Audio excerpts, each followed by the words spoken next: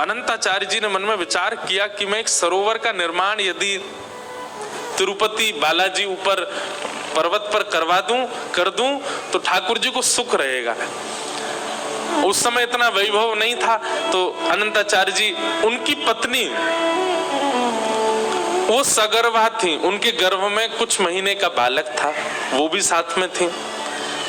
तो उन्होंने अपनी पत्नी से कहा, देखो हम ठाकुर जी के लिए एक सरोवर बनाएंगे, गड्ढा खोदेंगे, यहाँ पे वर्षा होगी तो बढ़िया जल भर जाएगा, ठाकुर जी को सुख मिलेगा। अब हम अकेले हैं, हमारे साथ कोई तो नहीं, तुमको थोड़ी सी हमारे साथ परिश्रम करना पड़ेगा। पत्नी बोली, क्या करना है? बोले, हम पत्थर काटेंगे, गड्ढा करेंगे, उसको एक परात में भरेंगे, तुम उसको उठा करके दूर पटक आया करना, दूर जब एक स्थान है वहां फेंक दिया करना।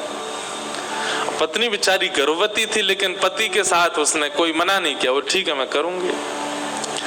लेकिन हमारे ठाकुर जी को बड़ी दया आ गई, बोले बताओ ये मेरे लिए इतना विचार कर रहे हैं, और इनकी पत्नी सगर्भा को तो आराम करना चाहिए, वो उठा करके सामग्री फेंकेगी। अनंताचार्य जी भरते और पत्नी को देते, पत्नी बेचारी सिर पर रख करके जाती थोड़ी दूर।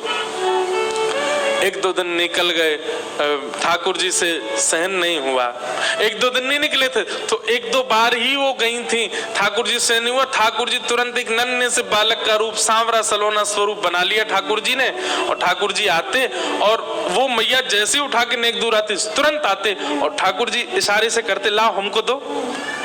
तो बेचारी वो गर्भवती थी, थोड़ी थक तो जाती थी, अच्छा तुम मेरी सहायता कराओगे, लो एक हाथ से तुम पकड़ो, एक हाथ से मैं पकड़ूं। तो जैसे ही वो नीचे करते ठाकुर जी छीन के भागते और लेके जाते और दूर पटक के तुरंत आते और परात खाली दे देते, बोले ले जाओ। तो उनको लगा बेचारा छोटा सा बालक है, बड़ी सहायता कर रहा है मेरी। अब अनंताचार्य जी ने विचार किया, मैं खोद करके इसको देता हूं और इतनी दूर पटकने के लिए कहा गया, ये तो बड़ी, मैं दूसरा खुदाई नहीं कर पाता इतनी जल्दी, तो ये आ जाती है। पसीना पसीना हुए अनंताचार्य थोड़ी देर बाद बोले, देवी एक बात बताओ, तुम ये कहां पटक के आती हो सारा? बोले आपने जहां बताया वहीं। वो तुम इतनी जल्दी दौड़ के चली जाती हो, फिर आ भी जाती है वापस? तब उसने कहा, बोले नहीं देखो मैं आपसे क्या छुपाऊं, मैं तो उठा के यहाँ तक ही जाती हूँ, वहां एक नन्हा सा बालक है, सांवरा सलोना सा, वो आकर के मुझसे पूरी परात लेके भाग जाता है, वो ही डाल के तुरंत लाके दे देता है। तो अनंताचार्य जी बोले, कौन बालक है? बोले आप दो परात में दिखाऊं। परात में भर के जैसे ही लेकर के गए तो कोई और नहीं, साक्षात श्री तिरुपति बालाजी बालक के रूप में खड़े थे। अनंताचार्य जी बोले, ठाकुर जी आप राजा हो, आप धिराजा हो, आप सर्वगुण संपन्न हो, आप पूरे विश्व के नाथ हो, लेकिन ये सेवा का सौभाग्य तो हमारा है, ये हमारे पास ही रहने दीजिए, ये हमसे छीनिए मत नाथ। आपकी सेवा करना हमारा धर्म है, हमारा सौभाग्य है, कम से कम ये तो हमको प्रेम से करने दो। आप इसमें भी आकर के जो है हमारी सेवा की चोरी कर रहे हो। ठाकुर जी बोले, नहीं हमसे देखा नहीं जा रहा है, आप लोग इतना श्रम कर रहे हो, और ये तो सगर्भा है, उठा के लेके जाती है, हमसे देखा नहीं जाता, हम नहीं कर रहे, हम खुद ही करेंगे। तो कहते हैं श्री अनंताचार्य जी लकुट लेकर के ठाकुर जी को डराते हुए पीछे भागे, बोले मंदिर में चले जाओ, चुपचाप निकल के मत आना बाहर, सेवा का सौभाग्य हमारा है, हमें चुपचाप करने दो।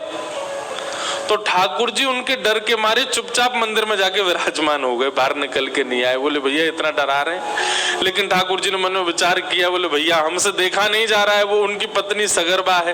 तो ठाकुर जी ने तुरंत नगर के राजा को स्वप्न दिया और स्वप्न देकर के कहा, अपनी पूरी सेना लेकर के आओ और बड़े बड़े उद्योगपतियों को लेकर के आओ, और यहाँ पर अनंताचार्य जी एक सरोवर का निर्माण कर रहे हैं, उनका हाथ बटा करके शीघ्र अतिशीघ्र सरोवर बनवाओ।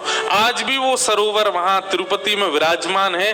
उस सरोवर की खास बात ये कि वो सूर्य उदय पर खोदना प्रारंभ हुआ और सूर्यास्त तक बन करके तैयार हो गया था, इतनी सेना लगी उसमें।